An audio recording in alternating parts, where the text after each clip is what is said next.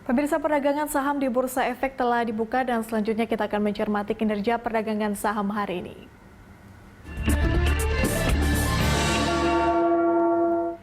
Dan untuk mengetahui pergerakan saham hari ini, kita akan membahasnya bersama analis Arta Sekuritas. Ada Mas Denis Christopher Jordan. Mas Denis, kita lihat indeks harga saham gabungan sudah dibuka di zona hijau pagi ini. Ya. Kalau kita melihat kemarin juga ditutup di zona hijau, Anda melihat seperti apa pergerakannya hari ini? Sebenarnya kalau saya lihat sebenarnya pergerakan hari ini pagi ini menguat sebenarnya lebih karena ada sentimen positif dari kemarin dari Amerika Serikat, dari Moderna ini. Mereka akan memproduksi, sekarang sedang dalam tahap uji coba ya, memproduksi vaksin untuk corona gitu ya. Jadi ini jadi salah satu sentimen yang sangat mendorong, terutama secara global gitu. Makanya juga dari bursa-bursa Asia, juga dari Jepang juga tadi pagi juga dibukanya cukup tinggi juga menguatnya. Ya, kalau kita melihat kinerja IHSG kan kalau kita bandingkan dengan sejumlah bursa di kawasan Asia ya Mas, ya. Bisa dikatakan untuk tahun ini di pertengahan tahun kinerjanya bisa dikatakan melambat kalau kita bandingkan dengan negara-negara lain. Apakah itu misalkan seperti itu mungkin? Kalau saya rasa iya ya, masih ya. Kenapa? Karena kita lihat dampak dari COVID ini ya, dari awal kuartal kedua kemarin, dari bulan Maret, April, dan seterusnya ini cukup parah juga. Maka dari itu nanti kita juga akan menanti data dari GDP ya, GDP yang mungkin di pekan depan akan segera dirilis juga, kemudian juga data dari trade balance yang hari ini juga akan dirilis, kemudian juga investor kan juga sekarang kita lihat juga masih wait and see ya, menanti pernyataan dari Bank Indonesia ya terkait dengan suku bunga perekonomian ke depan. Nah ini juga nantinya akan jadi salah satu pendorong ya. Kalau misalkan pernyataan dari Bank Indonesia ini bisa ada sesuatu yang positif gitu, tentunya ini akan mendorong investor untuk kembali berinvestasi dan indeks juga akan kembali menguat. Ya, berarti masih wait and see ya untuk pernyataan dari Bank Indonesia seperti itu. Mas Denis, kalau kita lihat sejumlah bursa utama di kawasan Asia ini dibuka di zona hijau ya. Misalnya ada Nikkei, kemudian Hang Seng, kemudian juga Straits Times Index juga di zona hijau. Kalau kita melihat untuk sentimen adanya resesi dari Singapura seperti itu, dikatakan seperti itu. Kalau kita melihat ada ekonomi Singapura minus 41% pada kuartal kedua, apakah ini juga akan berpengaruh pada indeks harga saham gabungan? Kalau secara langsung sih sebenarnya tidak akan berpengaruh ya untuk Indonesia ya. Cuma ini menjadi salah satu benchmark gitu. Kita lihat Singapura yang perekonomiannya cukup kuat pun bisa terkena resesi gitu ya. Ini menjadi salah satu antisipasi bagi kita, harus melihat bagaimana ke depan apakah Indonesia juga ada potensi seperti itu atau tidak gitu ya. Meskipun sejauh ini juga kita lihat masih aman-aman saja, tapi ini setidaknya jadi salah satu antisipasi kita seperti itu.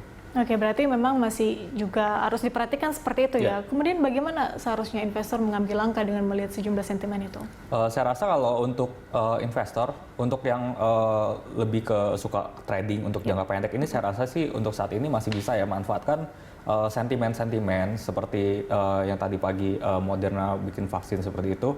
Ini kita bisa melakukan untuk trading jangka pendek. Jadi kita lebih ke daily trading atau yang intraday seperti itu. Kemudian kalau investor yang mainnya lebih ke jangka panjang seperti investasi hingga setahun 2 tahun ke depan, ini saya rasa tidak boleh terlalu agresif untuk sekarang.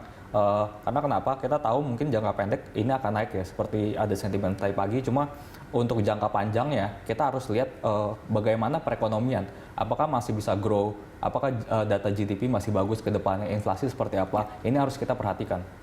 Oke, berarti kalau dilihat dari sektor sendiri, kira-kira sektor mana yang akan menahan laju pergerakan indeks harga saham gabungan, dan mungkin sedikit rekomendasi untuk para investor? Kalau rekomendasi sebenarnya saya lebih lihat secara teknikal ya, karena seperti yang saya bilang tadi, kalau untuk jangka panjang sebenarnya masih agak bahaya juga seperti itu ya. Cuma kalau kita bilang jangka panjang, sektor perbankan sebenarnya saat ini masih cukup oke ya.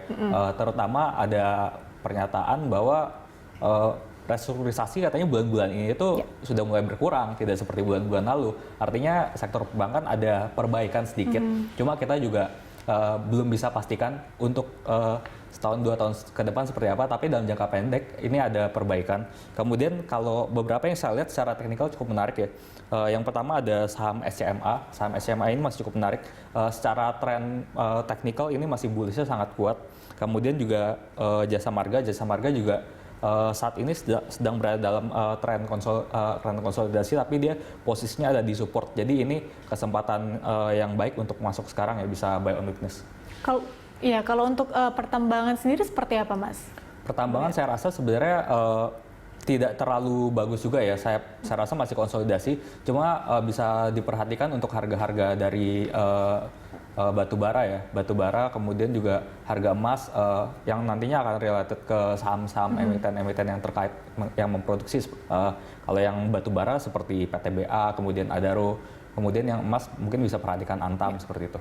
Oke, Mas Yanis, kalau melihat sejumlah sentimen itu, Anda melihat untuk support resisten di hari ini akan bergerak di level berapa untuk support resisten IHSG ya? Saya rasa masih berada di 5.000 hingga 5.100. Cuma nanti kita lihat hari ini, mungkin kalau bisa closing di atas 5.100 ini besok ada potensi penguatan lagi.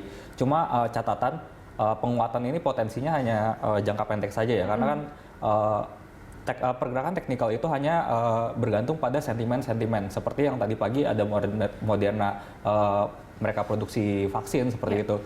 Ketika besok ada data-data perekonomian keluar atau pernyataan Bank Indonesia kurang baik terkait perekonomian, ini menjadi harus kita antisipasi segera bahwa mungkin market juga akan segera terkoreksi lagi seperti itu.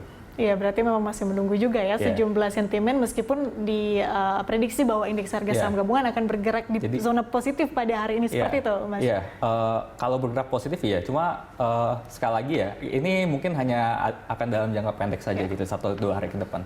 Oke, berarti masih perlu diperhatikan juga untuk investor ya, untuk wait and see sejumlah sentimen-sentimen itu. Oke, Mas Yanis, terima kasih sudah bergabung bersama kami.